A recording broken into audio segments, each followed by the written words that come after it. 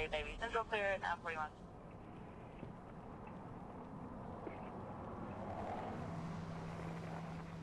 New Boston 911, what's your emergency? I need an ambulance because I started having my baby. Okay, stay on the line. I'm going to get you to LifeNet. I had a trooper. Okay, stay on the line. Stay on the line. It's going to be okay. Stay on the line. Your emergency? I just need an ambulance to get to Annabelle. She's gone into labor. She has a state trooper behind her. Okay. Sorry. Your brother now? Yeah, he was pulling her over as she called. Alright, ma'am, you still here with me? What's wrong, ma'am? I had my baby and I'm trying to get to Idabel Hospital. Idabel? Yeah, my husband's up there. I need LifeNet out to my location. Lady in this vehicle who appeared to just have a baby. She was carrying the baby in her lap. Umbilical cord is still attached. She's not breathing.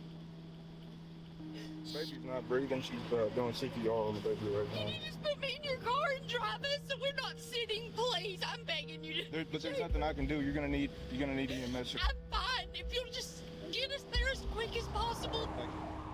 LifeNet's already on scene. They got the baby. Just gave birth. Turn around and sit down right there. How old you say you was? 27. 27? I think I was born in 92. Okay. So you was on your way to Idabel to have the baby? Yeah. Okay. Walmart. Okay. Sorry. Just relax on it.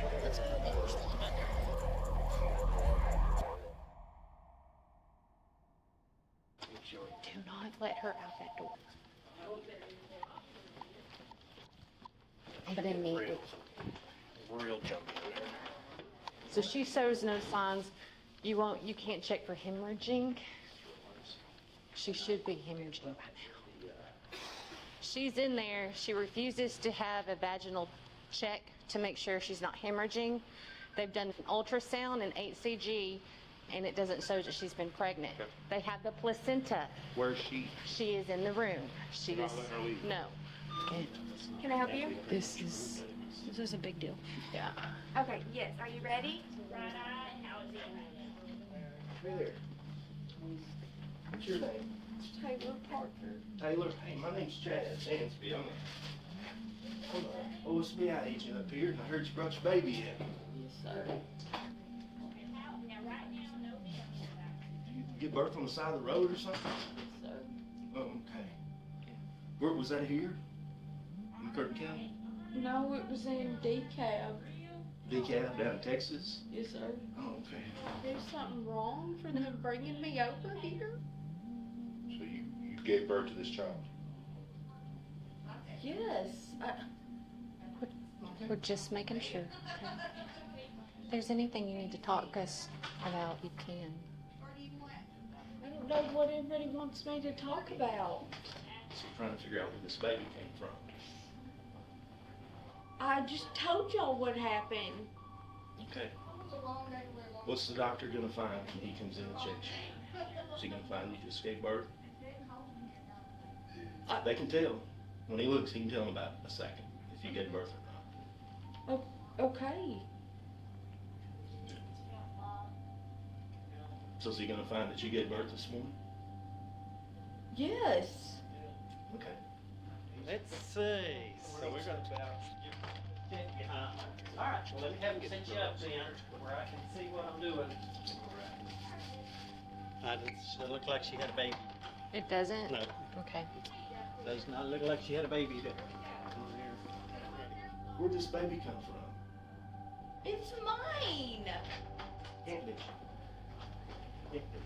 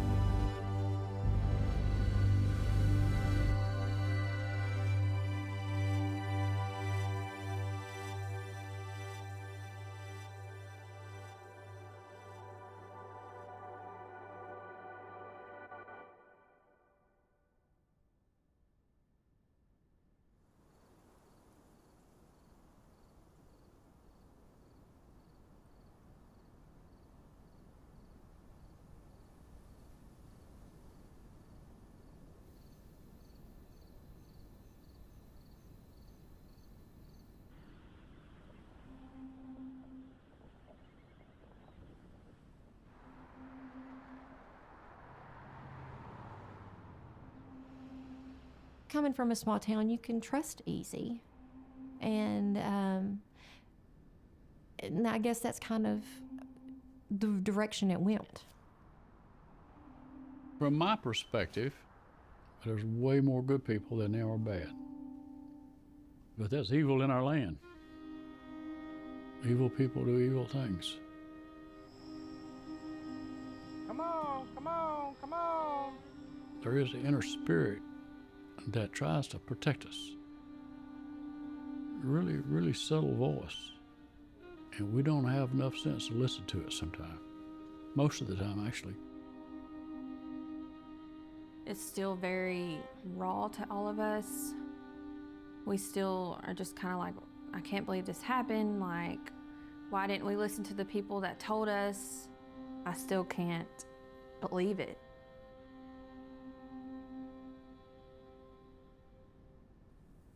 Who is Taylor? Taylor is hard to describe. I think that it's hard to describe Taylor because there's so many aspects to her and all her personalities. The Taylor that I knew was at one time a good friend. She made you feel like the best person on the planet. She came off as a normal country girl. She came off as she was fresh from the country. I mean, like a country hick. And with her looks, a lot of people would kind of flirt with her about it. She loved attention, loves attention. Her whole mission in life was to be the pretty girl that caught the eye of a guy. And then she met Wade.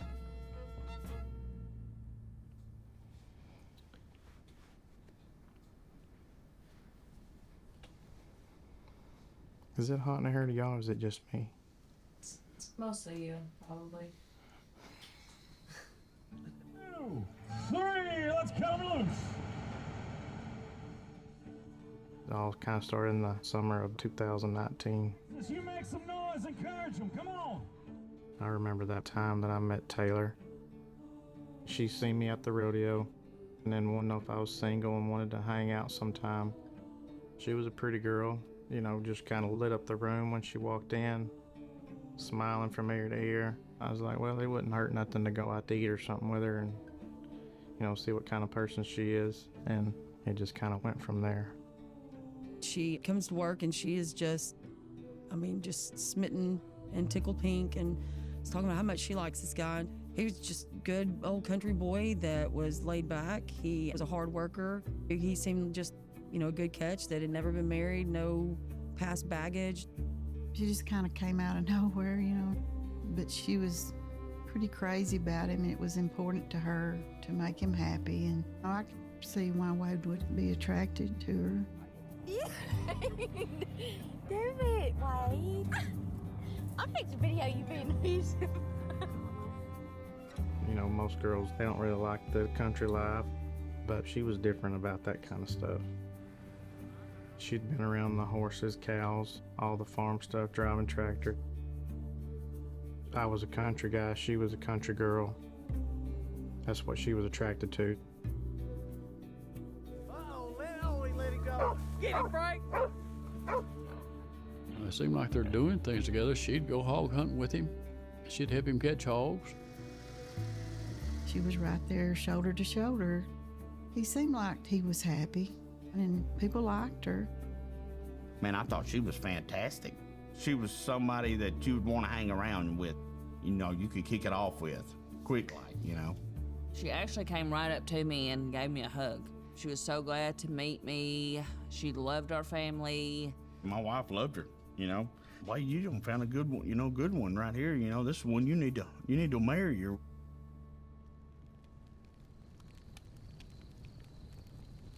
Wade was working with my husband, and they were right around the corner.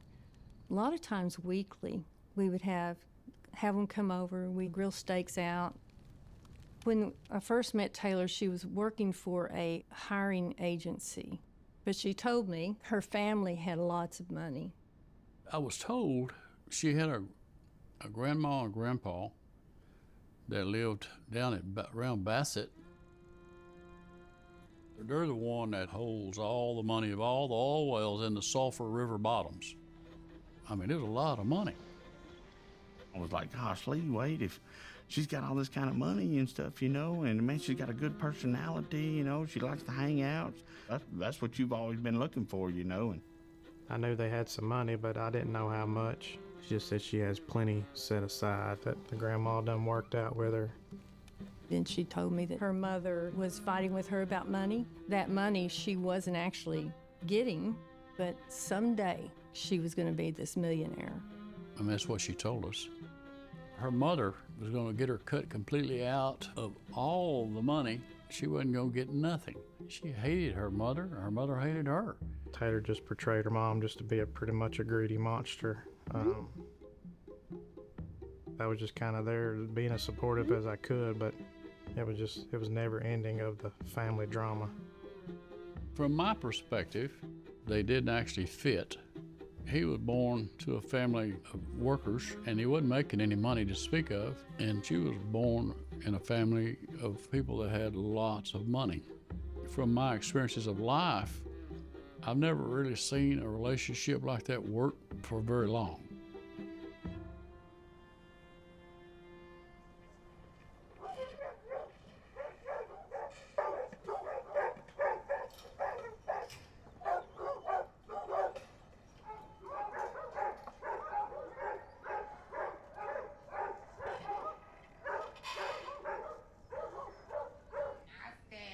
All of a sudden, she sold all of her furniture and pretty much emptied the house out that she was renting, and she moved in with him. And I think that was kind of at the point where I realized it was becoming more serious.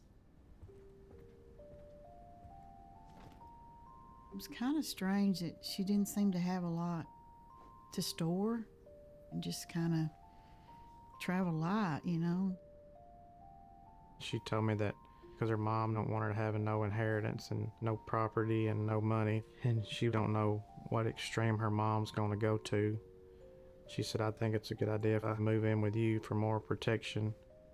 And so she did.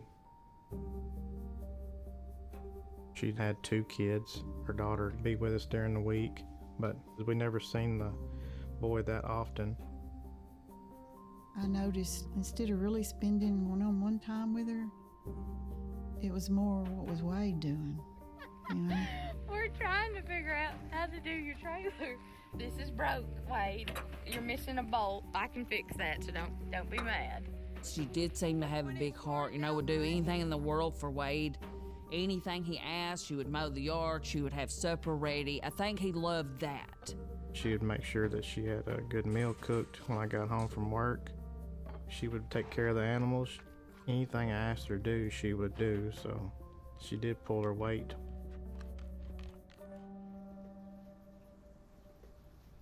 After she started living with Wade, she was over at my house constantly. So by this time, you know, I've heard story upon story upon story of, you know, about her mother. Then one day, she told me her mother had lost favor with the rest of her family because of her threats to Taylor. So she suddenly was going to get more money from her grandmother. She was going to inherit $8 million or so. $8 million was just something that you don't hear every day. I didn't really know what to think, but she said that'll make things a lot better off now. He was just thinking that her grandparents were gonna give all that to her in the will and stuff, and the way was like, gosh damn, if they do that, then damn, I'm set.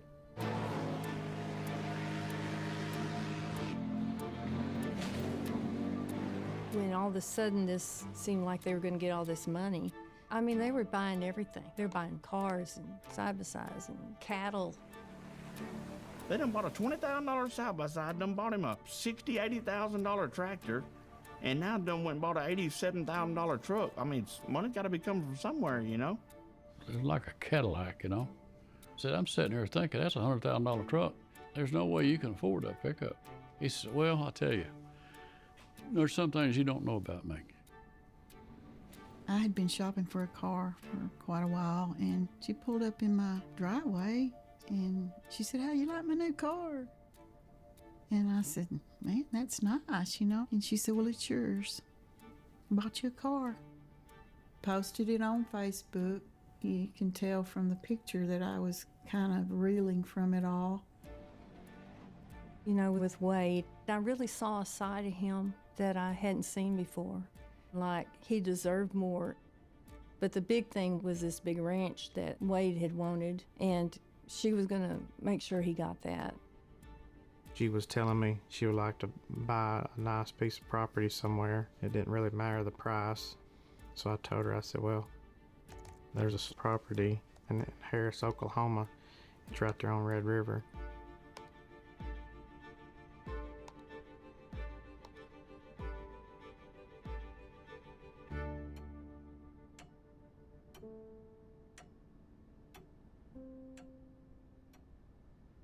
Fall of 19, I received a phone call from a woman named Taylor. She was a very well put together young lady, spoke in a very professional manner, who expressed an interest in a property that's known as Pecan Point. Her and Wade obviously had spoken about it at length, and they were looking for what they referred to as a local sportsman's paradise. Wade was very interested in the local feral hog population. She had on jeans. She was well dressed. Her hair was nicely done. But you know, especially in the farm and ranch industry, those are very grounded people who might not look as though they could purchase a multi-million-dollar property, but in fact they could purchase multiple million-dollar properties. My initial impression was that she probably had some family money. She certainly indicated that and was ready to make an offer. $4 million, I believe. She was adamant that she was going to pay cash. We were rooting for her. I seen that, and he said, you'll be surprised at what that means. I said, It's got the house and all the barns and that part. It's got one big barn on it, and then it has, I guess, it's kind of like a makeshift half house, and then their pecan cleaning production, but we don't get any of the equipment on that. When we went to my sister's for the family gathering that day, they decided to have a little presentation in front of everybody. And it was a big deal for Taylor and Wade, so we filmed it. We're going to run the pecans on it. We have about 500 acres. Wade kind of took a back seat, and she stood in the middle of the room, and all the attention was on her. Everybody's listening, and they're all just kind of in awe of it all. Wow. That's a super cool place. Merry Christmas. Thank you. Merry Christmas. It's pecan bend She now. shined. I mean, she just kind of painted a pretty picture kind of for the future. The thing about it was, Pecan Point wasn't something she would necessarily want herself, but she knew Wade would. She made it all look and seem like, you know, pretty normal, or, you know, a dream come true, more or less. You know, I haven't known Taylor but just a couple months. Something just kind of still questioned me about, you know, this is all happening way too fast. What happened to the car that she gave you?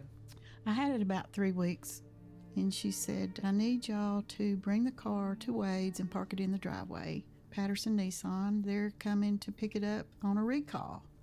So I finally called the dealership, and I said, what's going on with my car? They said, ma'am, that car wasn't paid for. That's why we came and got it. It was repossessed. I said, oh, okay. You know, Mom just knows. They know. You just know when it's your kid, it's a sixth sense or something. You just know that something's just not right. I just began to worry, you know, what's going to happen if this doesn't go through, because I knew he couldn't afford those things. He couldn't pay for that. Her and Wade signed the offer. In the next couple of days, We got it back, and I asked her to verify funds. She was finally going to be able to get her inheritance. We have to do a little bit more vetting, if you will, when it's a cash transaction coming from a trust or an inheritance. I might get a call from her lawyer. I've received a couple of letters from a local banker. Many times these forms of communication would come to us at odd hours, shortly after 5 o'clock in the afternoon, or maybe on a Saturday morning. Taylor put me in contact with Shelley Links, who oversaw her oil lease money. I had made a couple of attempts to reach Shelley. We would call, we would leave a voicemail. One time, Shelley emailed us back, kind of reprimanding us for asking too many personal questions about her customer. Mr. Lowe, bank information is completely confidential. The clients are not okay with the seller calling their bank and are firm on the decision in that matter. Thank you, Shelley. Oh, I mean, I was getting my butt chewed out, obviously, for checking up on her. As time moved on, Taylor referred us to an uncle that was from the Northwest named Butch. And Uncle Butch was going to wire transfer $300,000 so she could write 2 checks for $150,000 each as escrow money. And that didn't happen either.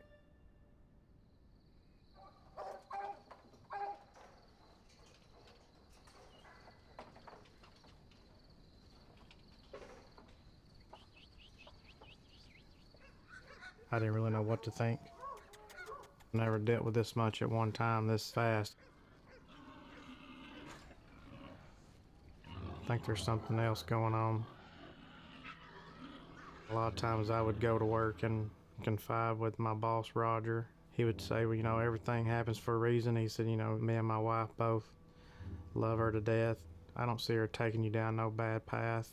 So whatever, you know, she's telling you, it's gonna be the truth. All of a sudden the money wasn't coming like it's supposed to, and there's more and more fights.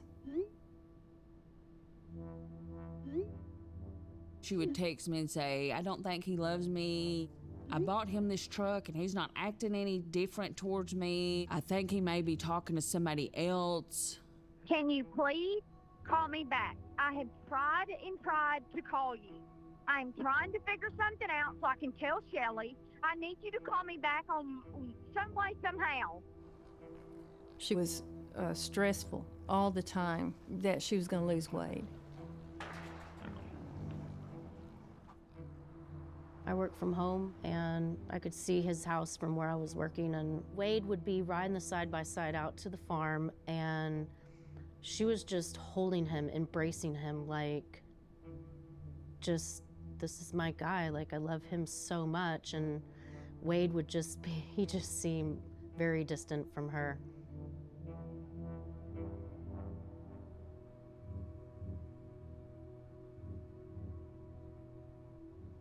She came over to my house one day when her and Wade were fighting a lot. She wanted to see me as a chiropractor, which I am.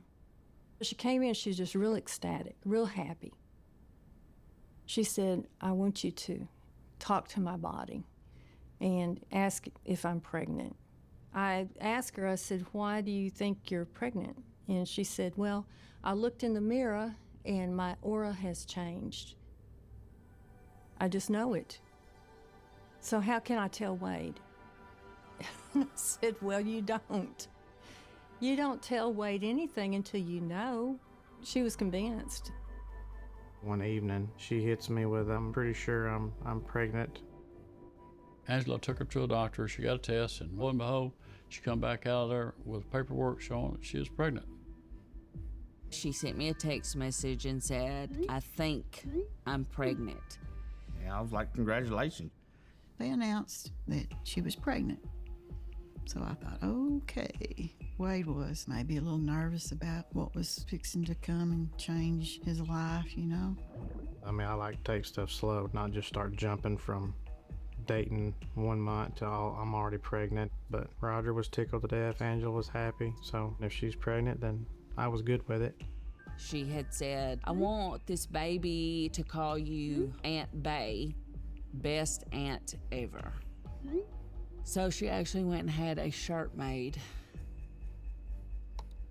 I know that she was preparing.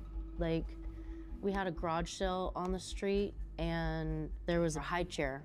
And she was like, oh, I want that high chair. We brought it over to her and she was excited to have it. I've never had kids before, so this was all a first for me, and she's already had 2.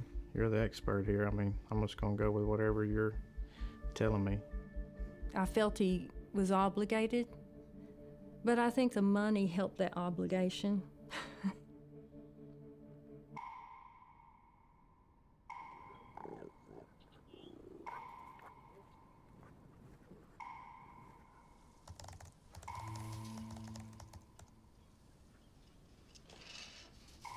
She told Cody and Stephanie that she wants to do a gender reveal.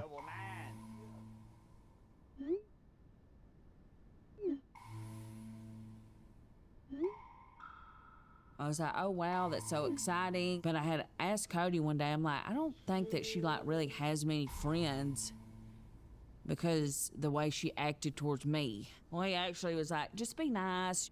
She really likes you, so let's do it this day. She had a list of people that she wanted to invite.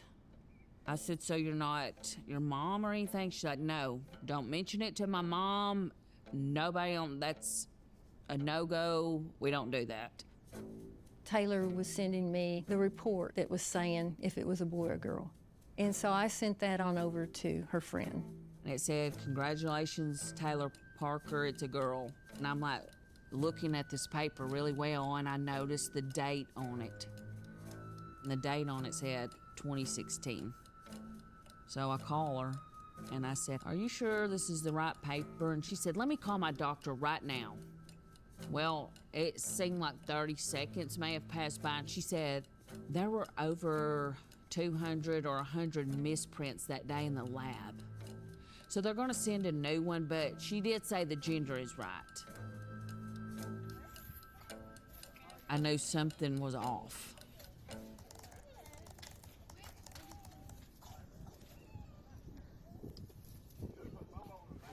That was so soft. It's not.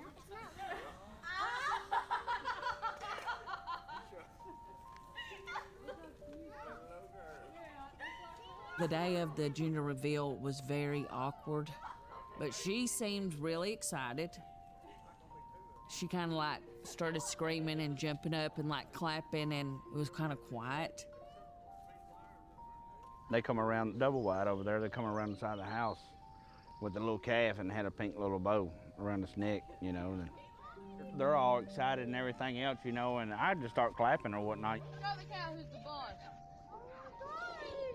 I told her I always liked the name Clancy, so she come up with the middle name, Clancy Gill. When he told me, I was like, you know, that's different. He said, Mama, I've had that name picked out for years. He was excited. He was wanting to be a father. You know, like I said, he's always wanted to be a father. I mean, what man does not want to be a father? You know, I don't know, but a handful maybe. I saw pictures of this gender reveal. She had this baby calf and had a pink bow around it, and it was a girl. It made me sick. It made me so sick to my stomach because I knew, that she can't be pregnant. She had a hysterectomy.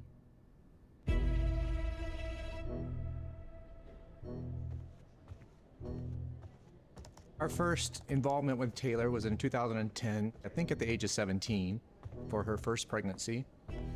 After her second child, she did not want to have any more children, so she made the decision on permanent sterilization, physically blocking the tube so that you can't have children anymore. She signed the appropriate consent forms, went through the wait period, and was still adamant that that's what she wanted. Taylor came back about 1.5 years later with bleeding. She had a cyst on the right ovary, When we got inside, she also had what looked like a visible ectopic pregnancy in the left tube. An ectopic pregnancy cannot be carried to term. It would be dangerous and most likely life-threatening. The decision was made to do a hysterectomy and removal of both tubes and the right ovary. After a patient has had a hysterectomy, she cannot become pregnant because she no longer has a uterus to get pregnant from.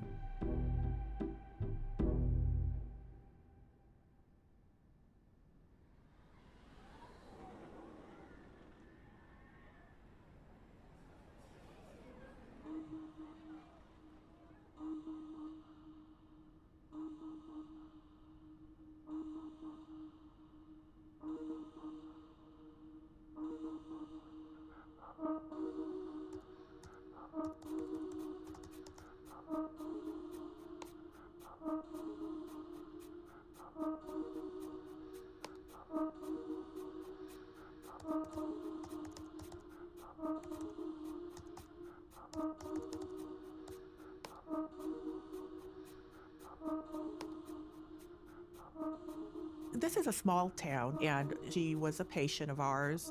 In 2020, we started seeing social media posts about her pregnancy.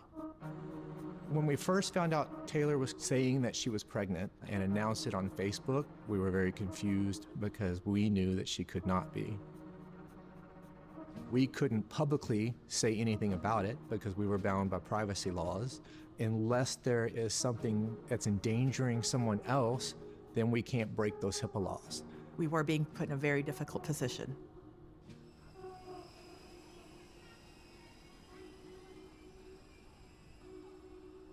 Me and Abby knew she's not what she paints herself to be. And when I first met Taylor, we hit it off immediately. She became a very close friend of mine, I would say literally almost overnight. Before everything happened, Kenzie, Taylor, and I were all best friends. And we would spend basically all our time together 24/7. If we weren't together, there was at least two of us together.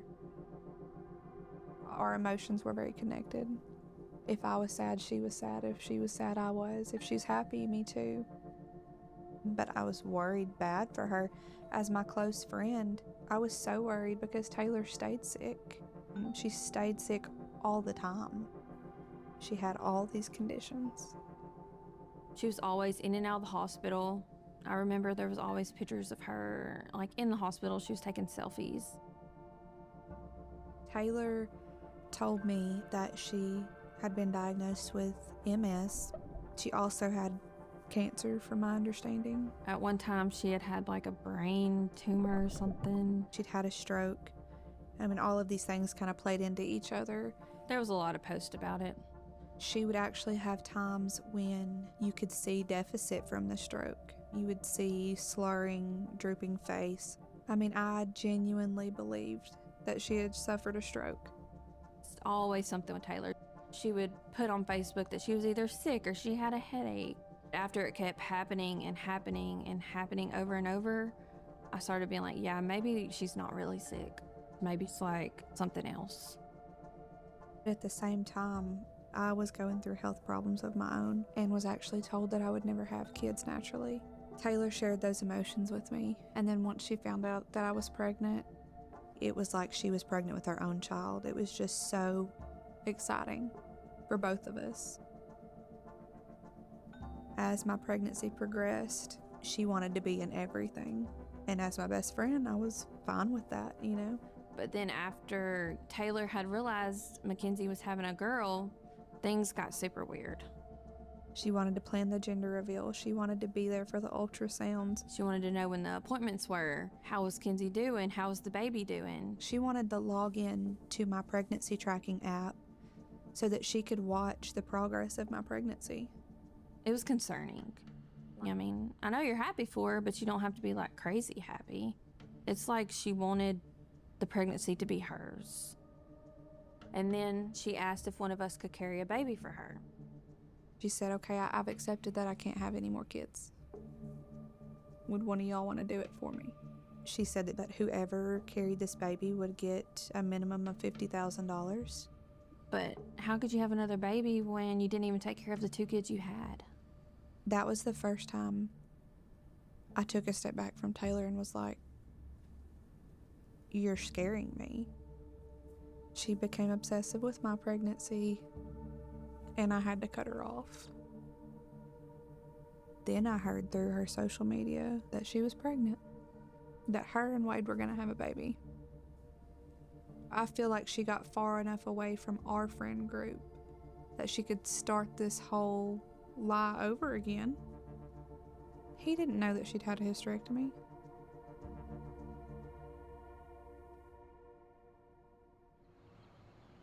After the gender reveal, I call that lab and I just said, hey, there was someone I knew that went and had lab work done.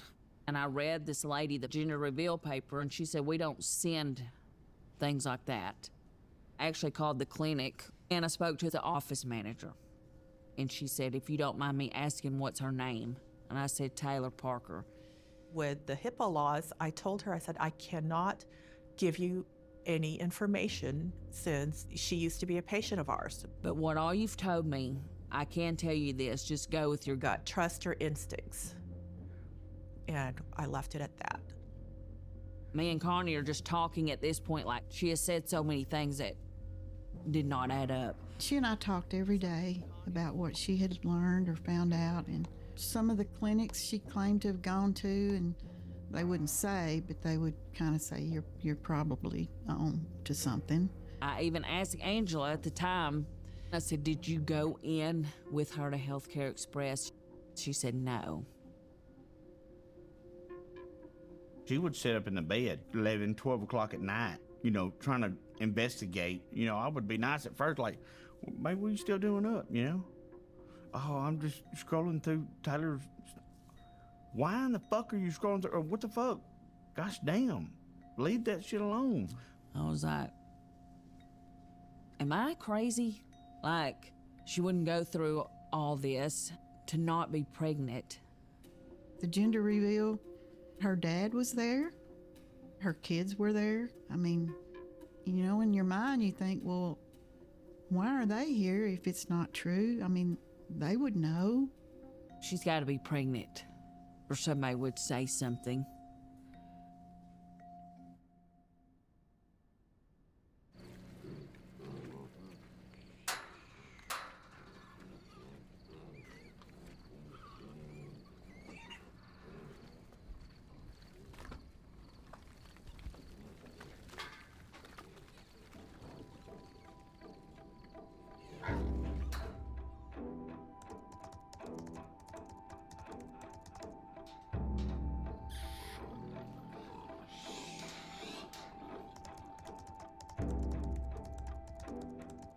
I started getting emails and text messages when I was at work, be from different numbers that I didn't really know. Me and Taylor getting them pretty much every day. I would get some and then she would get some. This person was sending text message to him randomly throughout the day and night. Not just one or two, it'd be 8 or 10 a day or so. It was stuff that you would read like, who thinks like this? Horrible thoughts. I got a letter in my business email. That's when it really kind of started getting involved in our life. It said, listen, you know nothing about Taylor. Don't try to be a mother figure to her. See, I'm going to send her in such a deep depression, she'll probably try to kill herself like she's tried before. But if not then, me making Wade leave will do the trick. I told him, I said, Wade, there's something going on. This is not right. He finally called me one day and he said, Mama, here, look at these text messages. We found out today that her mother is behind that.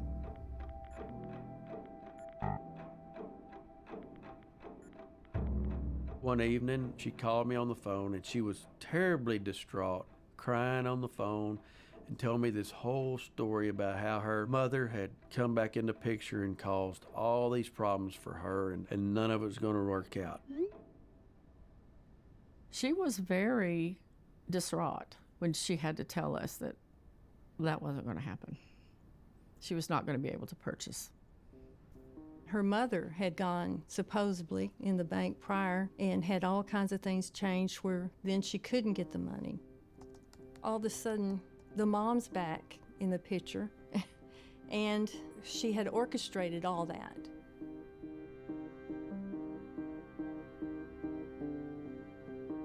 Told her, I can't believe your mom is doing this. Can't believe you and your mom can't come to some kind of peace on this whole deal. But once her mom found out she was pregnant, she was just kind of against her having any kind of kid with me that's going to be getting any kind of inheritance like that. She said, I warned you what kind of person she was. It really upset him, you know, that he had to go back and face his family knowing that it wasn't ever going to happen. Right in the middle of everything else that was going on, Taylor was portraying it more, you know, happy-go-lucky family, like so many weeks pregnant and like have her hand on her stomach or whatever.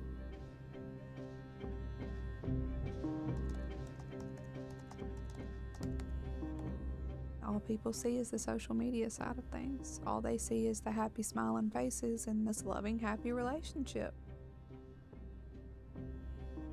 It revolved around Taylor. She thrives off validation.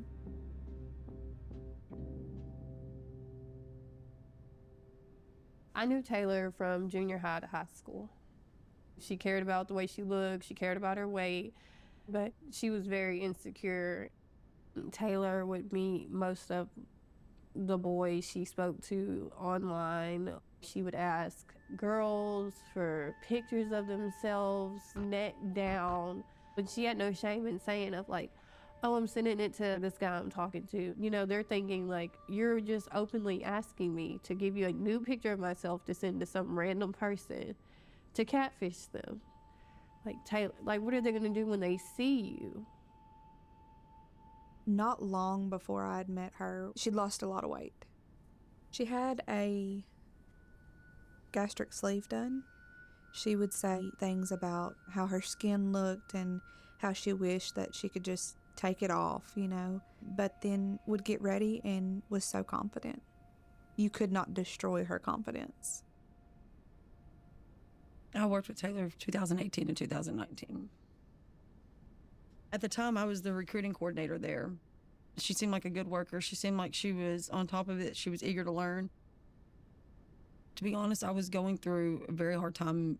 I just lost my youngest daughter in February of 18.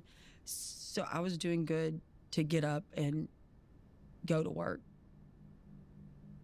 When I would have a hard day, you know, Taylor would talk about how she had lost her baby girl too, you know, that was born with brain damage. And so she really knew what it was like to hold, you know, your child while and so for another mom to feel that, or another person, because you don't know how that feels until you experience it, it's beyond devastating. And that's what would make me feel like she understood and vice versa. But of course that wasn't true either. She mimicked people in all facets of life. I feel like she tried to mimic a lot of what I went through too. It's almost like she has to piece together parts of other people's real lives to make hers feel a little bit more real. You know, you said you gave birth to a baby that had brain damage that you held while dying, like I did my daughter, and that was a lie. That was my daughter's story. That wasn't for her to use to manipulate and lie, and it feels very violating. Later, again, only to find out that she actually was not doing any of her job, really. Not scheduling appointments, really, not inputting applications. She was using my job title on her emails, unbeknownst to our boss. That's when she was fired. At the same time, Taylor started a side photography business. She would do it on the weekends, weddings, engagement announcements, family portraits, happy moments, like family-oriented, but happy, big, life-altering life events. It's like she wanted to somehow be a part of.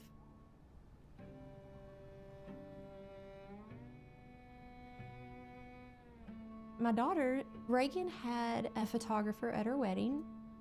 I asked how she came about and what she had done before, and she said one of her friends had recommended her, and she was trying to stay budget friendly, so this person was ideal for that. Her name was Taylor Parker.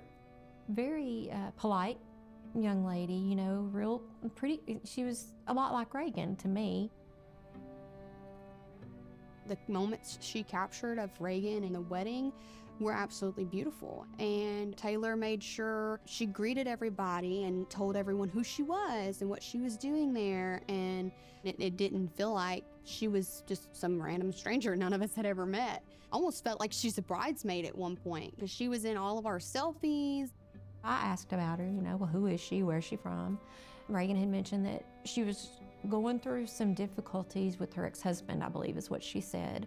She was just kind of having a hard time, and Reagan was trying to include her to kind of take her mind off of that. So they had gotten closer, more acquainted throughout this process, and so Reagan invited her to hang out with everybody after the reception. She made her feel like just one of us girls. I still look at all of those photos today because of how spectacular that day was. And Taylor as a person, you would have never known her to be any other way.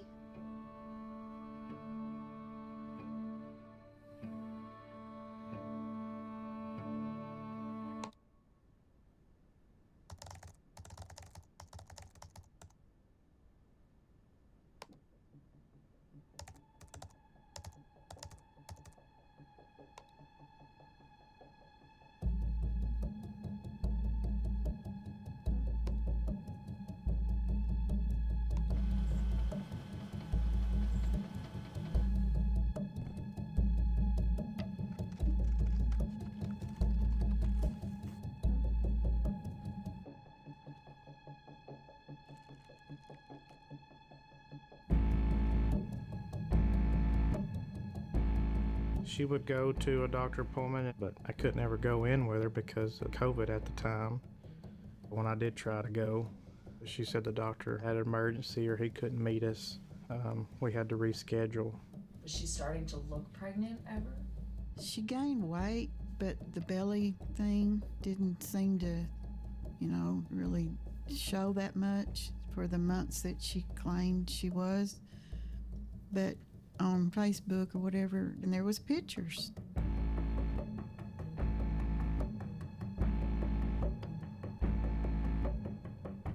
She come over where I was at. She's Phil right here.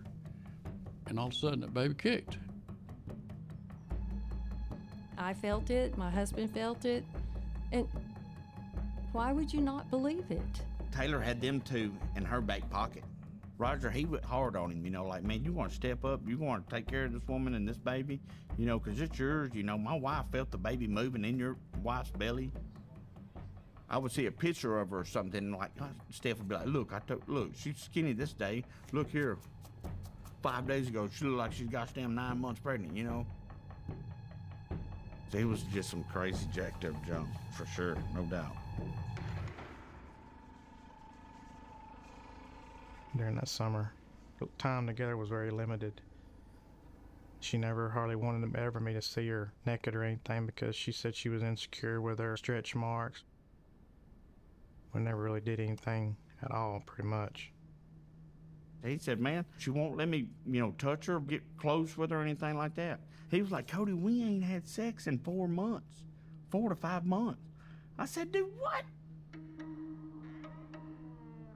She'd go in the bathroom and shut the door, and then she'd spend hours doing just whatever.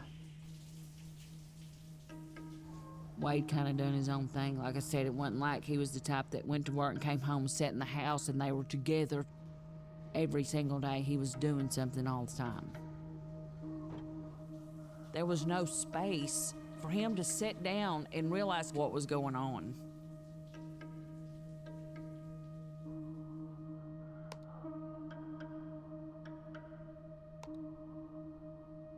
She had ultrasounds.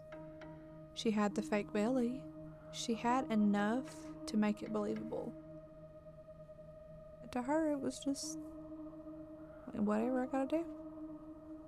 whatever I gotta do to keep this man with me.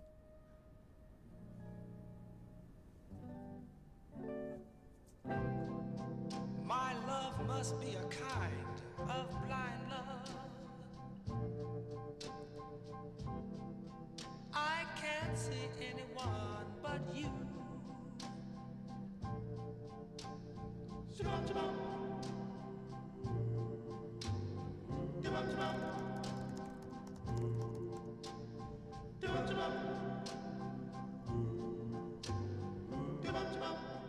I'm a Western photographer. I do like photography like for Western people, seniors. I do newborns, engagements. I do maternity, weddings. I do Western weddings only. Taylor Parker, she reached out to me and wanted me to do a maternity session. I am absolutely in love with your rustic Western photography. I'm a photographer myself and needing some Western style pregnancy couple pictures done. I'd love to lay on the horse's back with my belly in the air and have Wade holding the horse looking at me. Just an idea.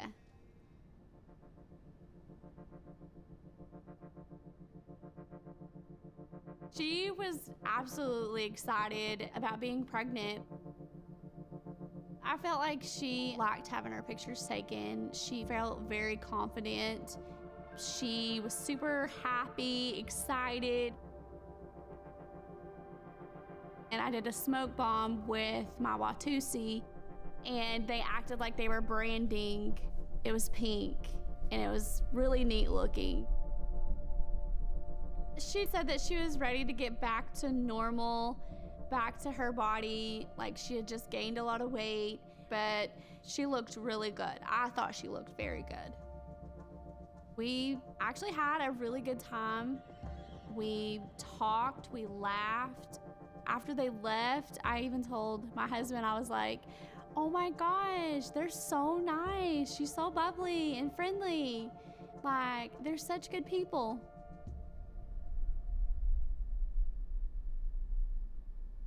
Now she's doing this, and I seen the pictures, and of course she looked big and pregnant. Then my sister-in-law was like, oh my gosh, you don't know this girl, but her name is Mackenzie Bright. She knows Taylor. You need to like message her. Stephanie had reached out to me and was like, hey, I need to know some things. She said Taylor cannot have kids. She's had a hysterectomy. There's no way she can have a baby, period. Nothing down there left for, you know. I mean, the word got out. All the people that knew started, you know, within their own inner circles going, no, she can't be pregnant. But again, it was kind of her thing to get just far enough away where I can tell these lies again, but close enough where I'm familiar with the person. But she got Reagan and stuck to her.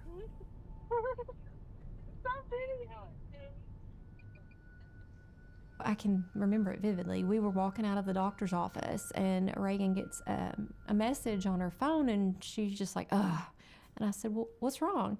She said, oh, people are giving Taylor a hard time, trying to tell her she's not really pregnant and that, you know, she's lying. And I was like, why? Why would they do that? She said, I don't know, Mama. She said, it's just, you know, how people are. If somebody needed somebody and nobody was there, Reagan would be there. When she first got pregnant with her first daughter, she was 17. So it was hard for me at first. You know, I was disappointed. I was furious. I was upset, and I knew that it could change your life and make starting a life a lot harder. I was over the moon about it because we both loved babies. She's always wanted to be a mom since she was little. It's like she was always meant to be a mother. That was her thing. She was the best mother that I think I've ever met. She didn't care that she was only 17. You know, that wasn't in her mind. She wanted to be successful, of course, but she wanted to be a mother, a successful mother. Here, it's orange. After she had her baby girl, she like just came out of her shell completely. And then she met Homer. I believe it was in May that she let us know that she was pregnant again. And we were just over the moon for her and Homer, and they were so excited. You could just feel it in all of them. I said, it's gonna be a girl. Hey, what's in my belly? What's in my belly? What kind of baby? Is it a brother or sister? Yeah! A sister! And by that time, none of us had any idea what she was going to do. At some point, she's going to have to fake a miscarriage. I mean, that's the only way out of this. She'd say, you know, I lost the baby today, and that would be, you know, the end of it. But that never came. I heard of the hysterectomy and all that, but I had nothing in writing, nothing from a doctor, nothing to present to him to say, look, this is all a lie. Well, I would put questions in his mind. He would listen to me. He would relay the questions I had to her, but she always had a counter. To everything I presented, she countered it. So it was a tug of war between she and I. She said, I just don't think your mom wants us to be happy. She probably don't trust me. She said, well, I'll make sure that all this works out in the end. Connie don't want Wade to be upset with her, so she kind of backed off, and I was like, well, I don't care. I ended up just saying, all this stuff that you have told me has been a lie. When I hit her with everything is when she said, well, let me tell you how all this happened. She blamed her mother for all of the things that she done.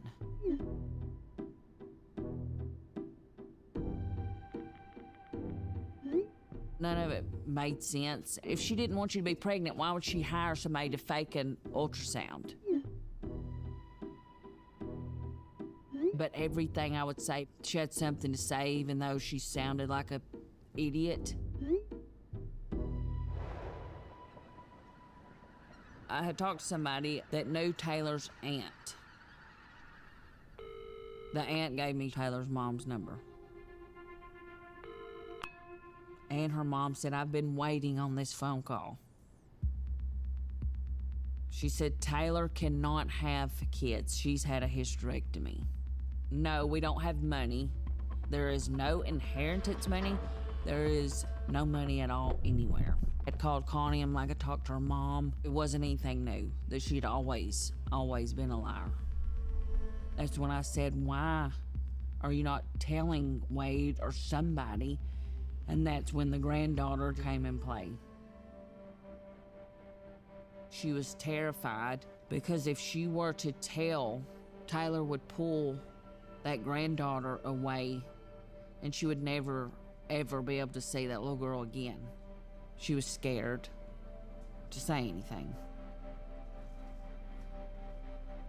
I had called him. I said, Wade, she is not pregnant. She cannot have kids. And he said, Stephanie, yes, she can. Her mom's lying to you. Like, her mom's crazy. She does all this stuff. She's like crazy. I'm like, Wade, no, you don't understand. Like, Taylor was in the hospital for this. She had a hysterectomy. And he was like, her mom's just telling you, there's no belly there. She has no stomach. He was talking, I was talking over him. Man, all this is bullshit. This bitch is fucking you, dude. She ain't got this money. This is a fucking scandal. And I told him, I said, I kind of got teary-eyed, you know, because I was one of his closest friends, you know. I ain't about the drama. I don't care what other folks do. No. I kind of just wash my hands, you know. Him and Cody they quit speaking after that. I'm like, now what?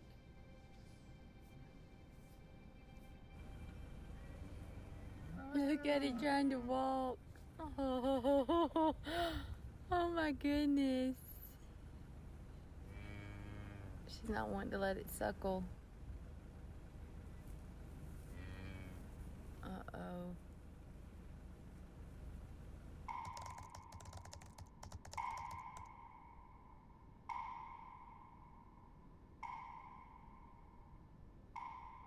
And my mind constantly wandered and just raced and raced and raced with, what is she gonna do?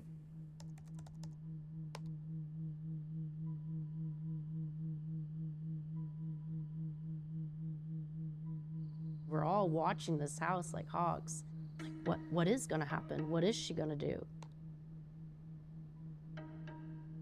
As the time went on, it got closer and closer to her due date, and it didn't happen.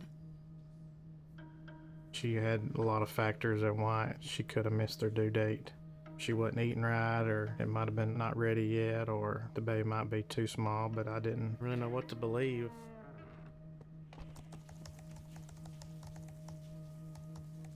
We all knew that there was no way for her to have a miscarriage anymore.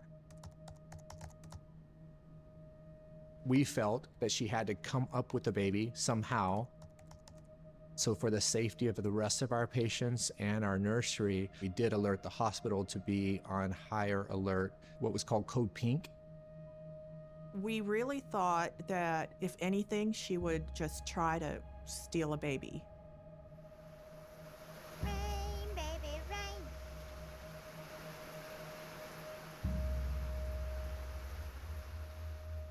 And at that point, she went 10 months, and I thought, that doesn't happen either. Never heard of that in my life. I lived across from Wade, and I had taken pictures of her and Wade out in the driveway. She didn't look pregnant for being 10 months pregnant, you know? I mean, it started to become not believable. And that's when all of these weird events started happening.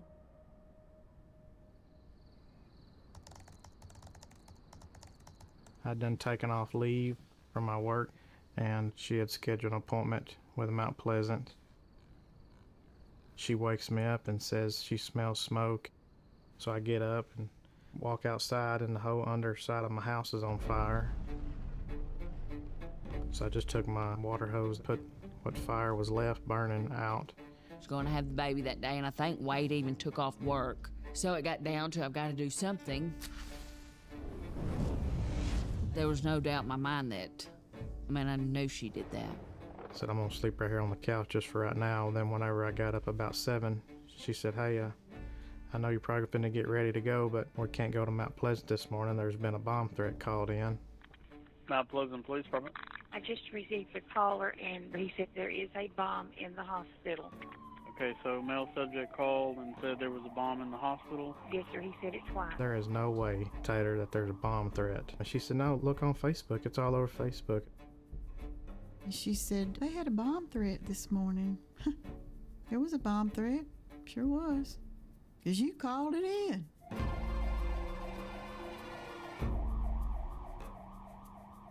I worried about his safety. All I cared about was him at that point and his well-being. I said, do you love her? Well, I care about her. I said, but do you love her? Well, not really. I just, And I said, then get her gone. Found out later, he really pinned her down, and he really got harsh with her. Like, enough already. I don't know if I've ever seen her that mad before. I said, I'm tired of your family not siding with us on me having your baby. I'd be dang if they want to call me a liar and say that I'm not pregnant. I'm going to show everybody that I'm pregnant.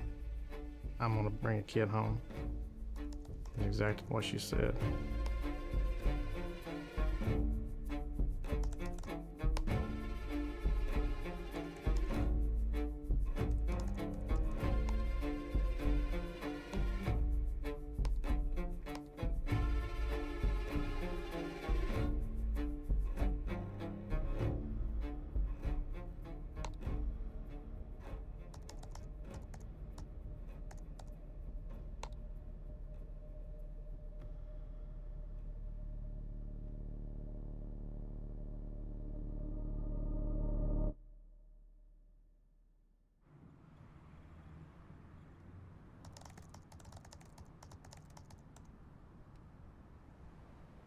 On that Wednesday, Reagan and Taylor had had a girls' day.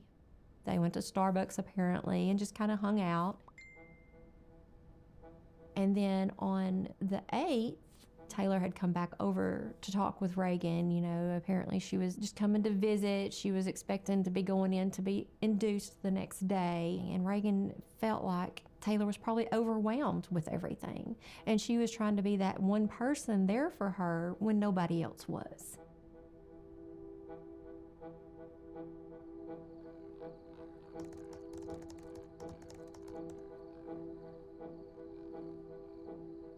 I got dressed that morning about 3:30 or 4.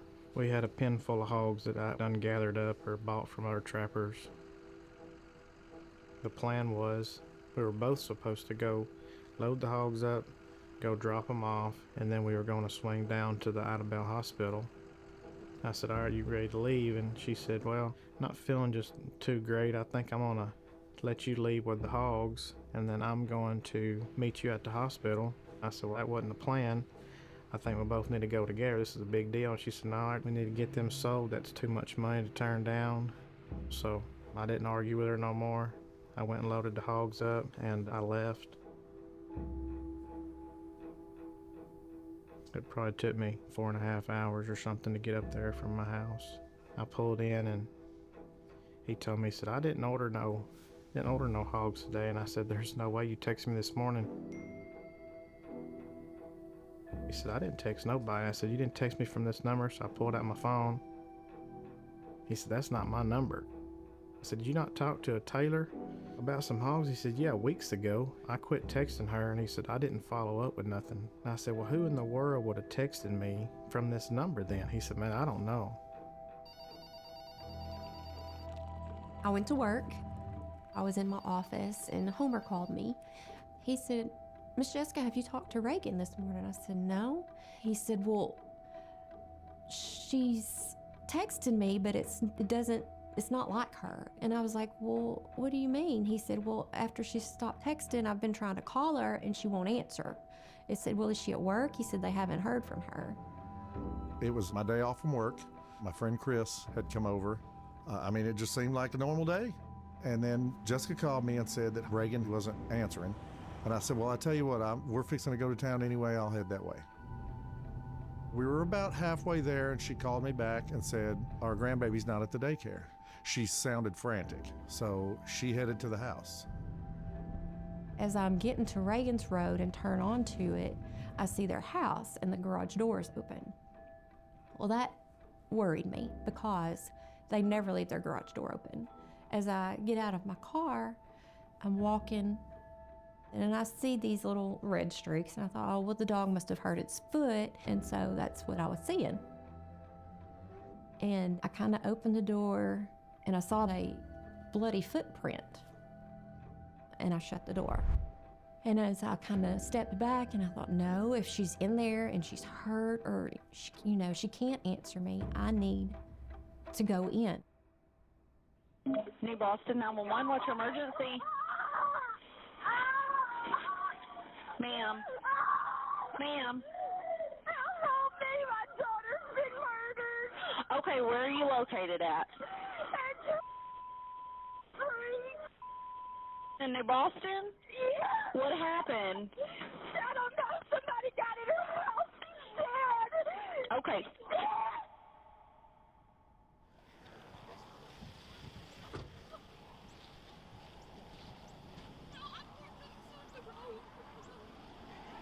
What's wrong, ma'am? I had my baby, and I'm trying to get to Idabel Hospital. Idabel? Yeah, my husband's up there. He was delivering hogs right outside of Idabel. That's what I was trying to get to him. Can you call my husband? Yes. How old is the baby, ma'am? The baby's only like maybe 35 minutes old. I'm going to get the phone back to you. Is she just flying down the road and he stopped her, or what? Yeah, she was driving down the road, passing on the shoulder. She had her hazards on. She ran over a bird, still in the grill here. Did the name come back on that 27? Her name is Taylor. I don't have her last name. The car is registered to Wade Griffin. I think he's already in Oklahoma working. So he's already... She called me. Well, she said she's having a baby on the side of the road. How quick could I get to the hospital? Where are you at? trying to get these hogs moved. What's up? We're going to the hospital. We're going to Titus. Alright, well, let me finish what I'm doing. I'll call you right back. Okay. Alright, bye. I was like, this has got to be a joke. So you was on your way to Idabel to have the baby. Yeah. Okay. Okay. It's all right. Just relax on it. That's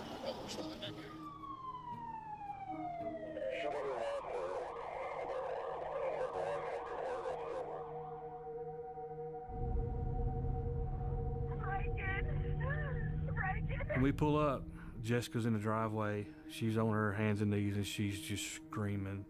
You know something's bad wrong. She's hysterical. I try to talk to her, and she can't tell me anything. She can't say anything. Marcus is like, what's wrong? And I said, just don't go in there. Don't go in. And of course, I gotta know. Marcus opens the door and he backs up, and I can remember his face. And it's just pure terror. And I lost it. I started hollering. I don't know what I said. Worst thing you can imagine. Worst thing I've ever seen in my life. I'm still on the phone with 911, and we realized her daughter was in the house. She's 3 years old. So I head back to the door and then started calling her name, screaming it. About the fourth or fifth time I heard something, and she finally spoke. I turned around and looked at Chris. I was gonna have to step over her to get to her. And I knew I couldn't do it. So I go back into the kitchen area, and I had to step over Reagan and walk through the whole scene. And I'm looking in the rooms as I go back, and I get to the very last bedroom. And Reagan's daughter is sitting, and when I walk into the room, she reflexes and draws the covers up. And then she notices, recognized me, and she jumped up and just ran and jumped off the bed. I had to catch her. And about that time, the police officers pulled up. I meet the first one, and I'm like, listen, she's pregnant. I don't know if the baby survived or not, but she's pregnant. I don't know how long this has been. Just please know that. We need to know whether the baby's in there or not, because there's an awful lot of blood everywhere. Only way we can know that is if the law drove her. Okay. There's no baby in there. No. No baby in there. She was pregnant. Yes. Did they? 36 weeks.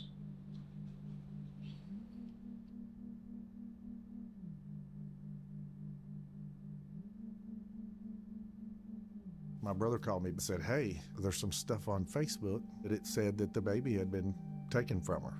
New Boston expecting mother murdered, baby cut from womb. That's how we found out that that's what happened to her. Anyway. She's in there. She refuses to have a vaginal check to make sure she's not hemorrhaging. They've done an ultrasound and HCG, and it doesn't show that she's been pregnant. Okay. They have the placenta. Where's she? She is in the room. She is. No. Can I help you? This is a big deal. Yeah. Okay, yes. Are you ready? If there's anything you need to talk to us about, you can. I don't know what everybody wants me to talk about. You gave birth to this child. Yes. We're just making sure. Did I do something wrong for them bringing me over here? What did you have? Did you have a boy or a girl? A girl. A girl. Okay. Did you have a name? Clancy Gale. Clancy Gale. Hey. All right. Let's see. So we're going to bounce.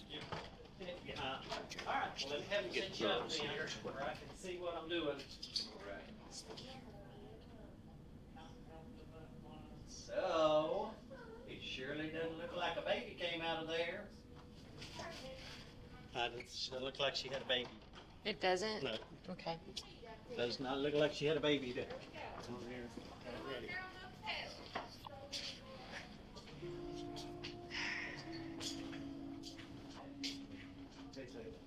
So what happened? Yes, ma'am. Nothing happened. You didn't give birth. This is her first. Yeah. We're past all this nonsense about I wasn't there, I didn't kill nobody. We're past all of that. We know it. We know you did it. The bottom line is, these cases are actually pretty simple. Murder cases are pretty simple. You got who, what, when, where, and why. When I got there, I asked them at the front desk, I said, I know where I can find Taylor Parker at. And she just kind of looked at me for a second and then paused and then pointed down the hall and she said, right down here to the right. And I walked down there to the end of the hall and hung right. That's whenever there was 3 officers walking towards me, come up to me, asked me, was I Wade Griffin? They said, we're gonna restrain you for a little bit and take you in to ask you some questions. Somebody says that there's someone in custody in Idabel, Oklahoma.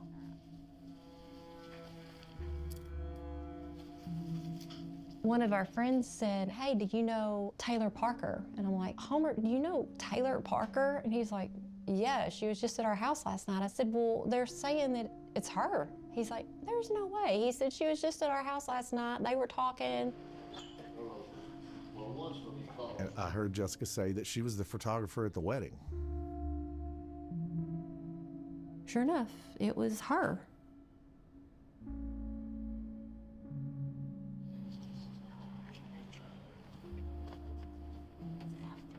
Watch your toes. No circumstance she to have her phone or purse. Okay. All right? Okay. She's to be separated from her boyfriend who's down there. You know the baby's dead. Yeah, I heard. Okay. Hey, are you Wade? Yes, sir. Hey, man, I'm sorry you had to wait, man. I've been non-stop phone calls and everything else. Taylor's in jail. In jail? Mm-hmm. Best we can tell, looks like she killed a woman and cut her baby out of her, and then passed it off as being hers. Do what? Mm-hmm. Yep. Is the baby alive? No. No, it died up here. I think they said they got some pulses, but yeah, it died. I didn't really have no words for nothing at that point.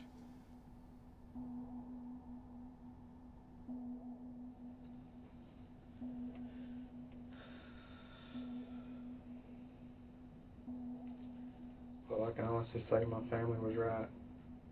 Because they've been calling it the whole time and I took up for Taylor. Oh, they've been saying that she wasn't pregnant? Mm-hmm. Yep.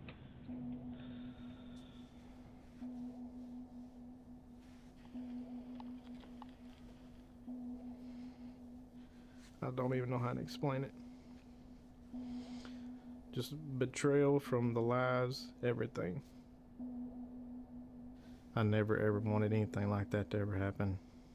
That was unimaginable what she did. Left the police station in Oklahoma and then come home. And there was several state troopers at the house. Do we have your consent to search the property?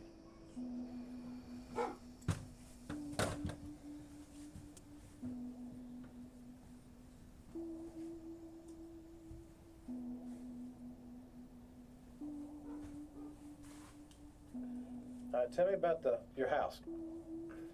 You had a nursery set up at the house? Yeah, I bought a crib and clothes and diapers. Who bought all that? Me and Wade. Okay. Was he excited about the baby coming? No, Why not? he's never been excited about it.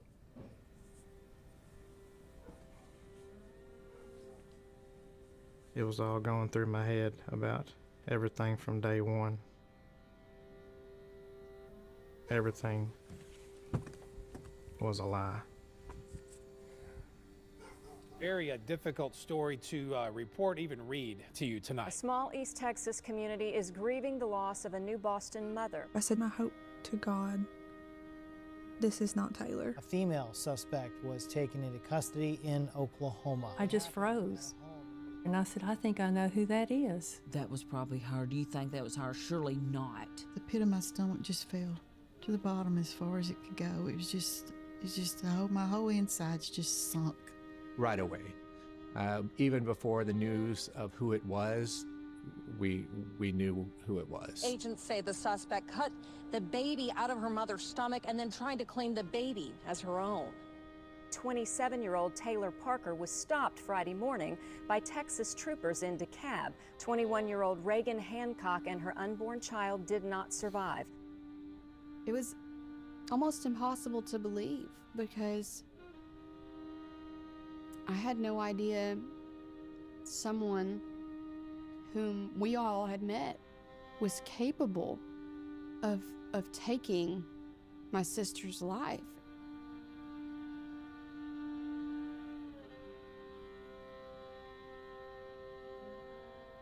It was very overwhelming to have to try and process the unknown. Father, today again I come to you lifting the family of this young lady up, this child. Father, I pray for Homer above all of them, Father, for Homer's wife, Father, when she went to be with you, a part of him died this day, Father. My heart broke for me and my family, but also for Homer.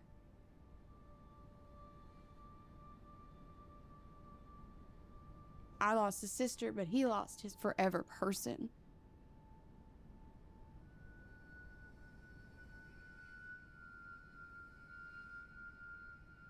You know, all the questions you can ask yourself when someone is killed is why?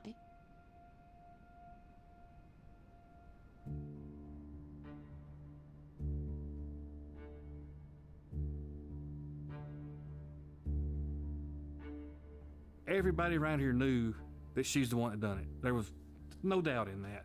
In my opinion, the trial wasn't for guilt or innocence. It was for death penalty or not. Today was all about the lies prosecutors say Taylor Parker told. Today in court, Taylor's first husband confirmed that she used to practice other people's handwriting and signatures. Today, the jury heard how Taylor Parker went to different doctors trying to get one to diagnose her with the illnesses she was claiming to have. Argued that Taylor Parker is a liar and a master manipulator. A real estate agent said she tried to pull off a $20 million real estate deal. We didn't know until after the murder that all of the people that we were trying to make contact with didn't exist. Shelley Links with Shell Oil, Blake Lawington, and that's my lawyer, Uncle Butch.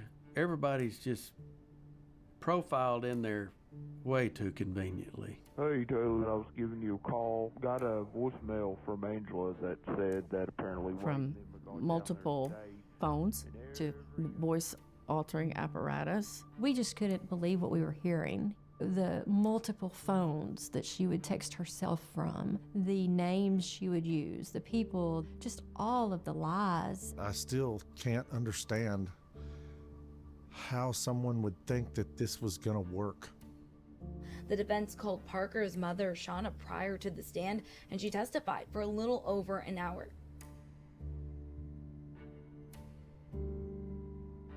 Everything got revealed. Pardon my language, like, what the fuck? Like, how can one person keep up with that many lies? I would have to carry around a 3-ring binder. Everything was a lie. Everything was a lie. I remember pushing her off me, and she grabbed my hair and hit me, and she said, "You need to wake up. You are lying." Videos of her police interviews were shown to the court Wednesday, and the investigator who conducted those interviews testified that Parker told wildly different stories. I did not do that. Okay, well, I will admit to something that I did do. okay. Well, I'm just telling you, the evidence is there. It's linked back to you, and I'm trying to understand why you did it that day. I don't want to talk about this anymore. I really don't. I understand. This is difficult. All she did was lay there and talk to me when I cut her. When you cut her. Yes. And what did she talk about? She just said she was screaming, take her out. What does that mean? Take the baby out. Take her out. She was screaming at me to take her out. She's her like, being I'm the baby. finished. She said, I'm dying. Okay. She was talking to me. Alright. But y'all can paint whatever picture you want. You can't tell me this woman said, take my baby and leave and expect me to believe that. I was certified as the expert in OBGYN for the trial, and even I kind of broke down on the stand because of how she did it. She actually cut behind the uterus to cut the baby out. She flipped the uterus entirely forward after cutting into the patient's belly. It had to be extremely painful. I would not know how anybody could ever do that. You got Wade out of town. You made sure Reagan was at home. You went to her house with a diaper bag and a scalpel. You got your baby. Wade believed you. You proved all these people wrong that said you were lying for the last 10 months. And you had your aha moment. At the expense of that.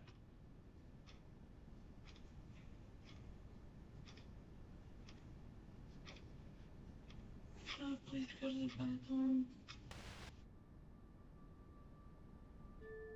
Convicted killer Taylor Parker entered the courtroom today with her fate in the hands of a Bowie County jury.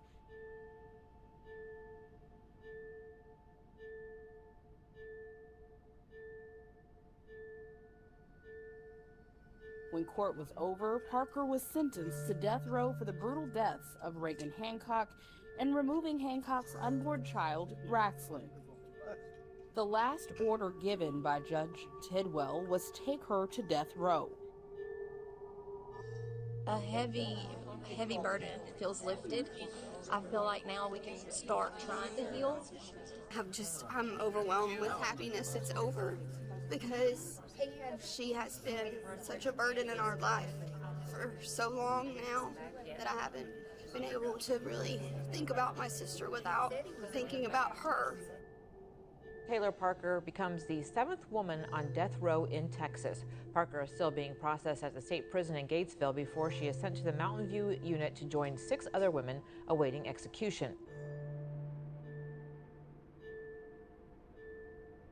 The whole point behind it all, I really don't know, but I guess she was hoping one day I'd finally tell her, you know, that I loved her, but I never did.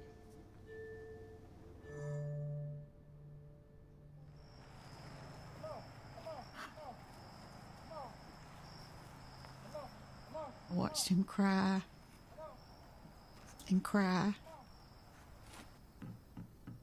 I love him dearly, but I really wish he had listened to me. People were so angry at what had happened, and I didn't blame them. They avoided. They turn and walk the other way. And it's hard. It's everywhere he goes. It never goes away. Never will. After all that happened, I went over there, and right when we seen each other,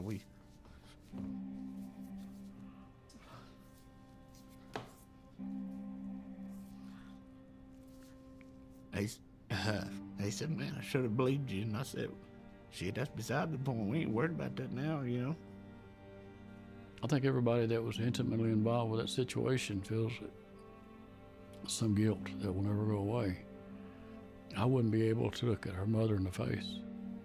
The shame wouldn't let me. I'd be shameful to do that. I couldn't do it. The people around that has been involved in this, we kind of want to avoid each other because you don't want to relive that memory. But it's there, and it never goes away.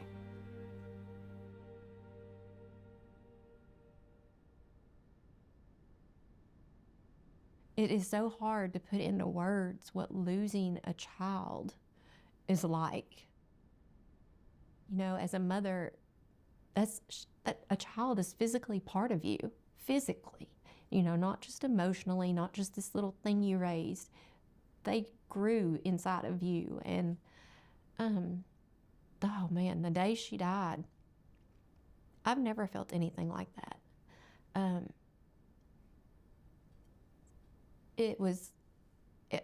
Half of me died. Half of me died. And it's not coming back. The Jessica that I used to be is gone. And the part that's left is a part that I never knew was there.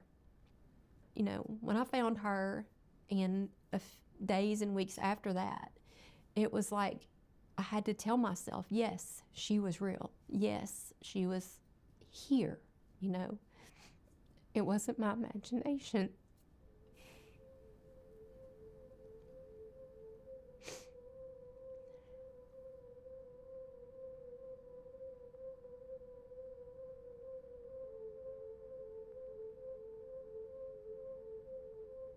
Me and my husband got married on her wedding day, and I was scared to hire a photographer.